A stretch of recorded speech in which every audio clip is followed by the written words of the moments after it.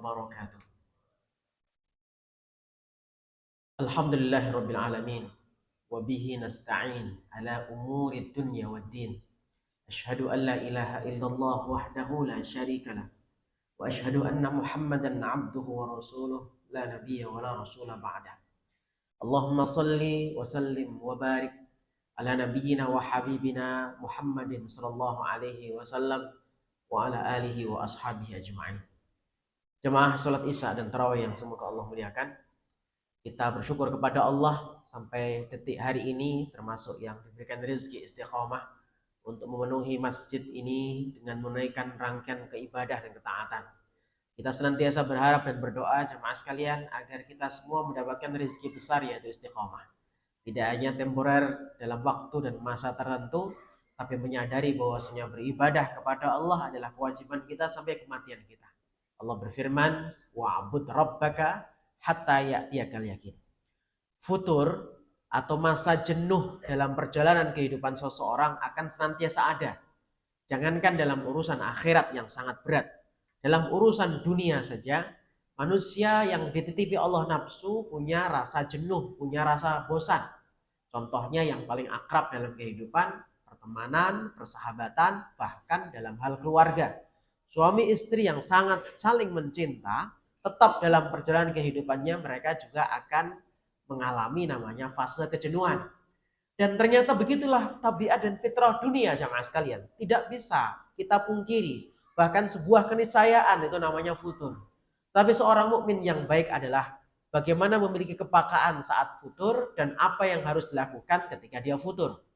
Nabi SAW dalam sebuah hadis, dalam riwayat At-Tabrani dari sahabat Abdullah bin Amr bin As radhiyallahu anhu pernah menyebutkan, innal imana la yahluqu fi jawfi ahadikum kama yahlaqu thawb.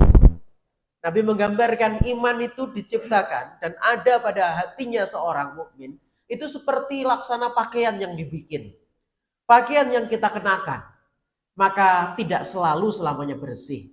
Pakaian itu akan ada masa kotornya.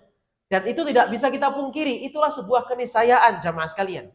Tetapi bagaimana kita bisa peka, oh ini kotor, ini waktu dibersihkan.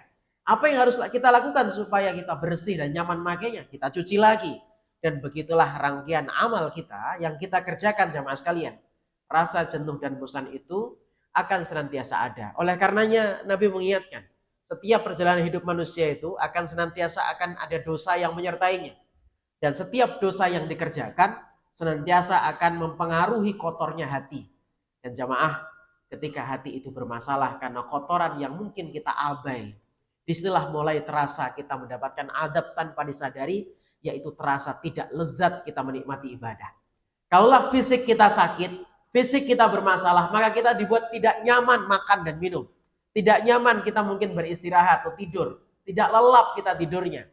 Maka begitu jemaah sekalian, ketika ruh kita, hati kita sakit karena rentetan dosa yang kita biarkan akhirnya pekat, membuat sumpek jiwa kita, itulah yang tanpa sadari membuat kita tidak lezat lagi menikmati ibadah. Disinilah awal futurnya jemaah sekalian. Oleh karenanya ikhtiar agar kita tidak berlama-lama, tidak ngeh dengan kondisi futur, atau bahkan terjerembab dalam jurang kejenuhan, akhirnya malah tidak beramal soleh, kita diperintahkan oleh Allah untuk senantiasa beristighfar. Saya bacakan satu ayat dalam surah Fussilat ayat yang ke-6. Allah Subhanahu wa taala berfirman, "Qul innama ana basyarum mithlukum yuha ilayya annama ilahukum ilahu wahid." Sampai poin ini mirip sama dengan ayat akhir dari surah Al-Kahfi. Katakanlah saya ini adalah manusia seperti kalian, yang diwahyukan kepada saya bahwasanya tidak ada ilah yang hak diibadahi kecuali Allah Subhanahu wa taala. Fastaqimu ilaihi wastaghfiruhu. Nanti silahkan buka tafsirnya, Pak. Kenapa Allah menggabungkan kalimat istiqamah dengan perintah untuk beristighfar? Fastaqimu ilaihi. Maka istiqomahlah kamu kepadanya dalam beribadah, maksudnya wastaghfiruhu, dan minta ampunlah kepada Allah. Itulah kenapa di akhir-akhir Ramadan ketika Ibunda Aisyah radhiyallahu anha bertanya, aku harus baca apa wahai Rasulullah? Nabi mengajarkan apa? Allahumma innaka afuun tuhibbul afwa fa'fu anni. Kita minta maaf jamaah sekalian. Minta maaf itu lebih dalam lagi maknanya. Ya jemaah sekalian, Allahumma innaka afun tuhibbul afwa fa'fu anni.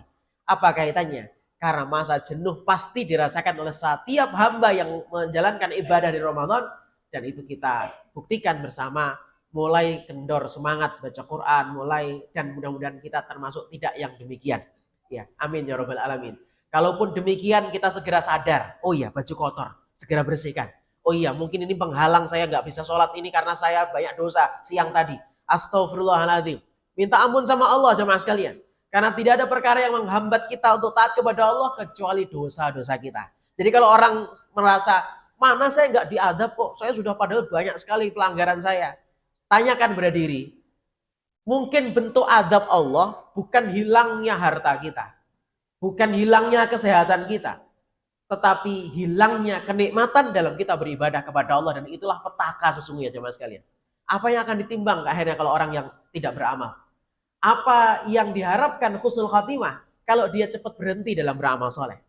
Maka sesungguhnya kaitannya ampunan Allah Subhanahu wa taala, kaitannya dengan doa yang diajarkan Rasulullah, Allahumma innaka afun, kaitannya dengan dosa yang harus kita taubati segera, semuanya berpengaruh dengan keistiqomahan kita dalam beribadah.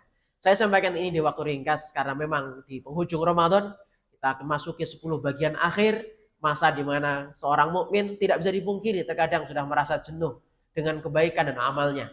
Maka saya menggarisbesari, jenuh itu sebuah keniscayaan, seperti keniscayaan kotoran yang ada pada pakaian yang kita kenakan.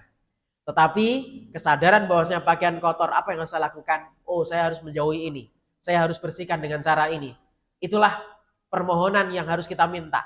Maka dalam hadis tadi Nabi mengatakan, innal imana la yahluku fi jawfi ahadikum kama yahluku thawb. Iman itu, di awal saya sampaikan hadis ini, diciptakan pada hati kita seperti Allah menciptakan pakaian.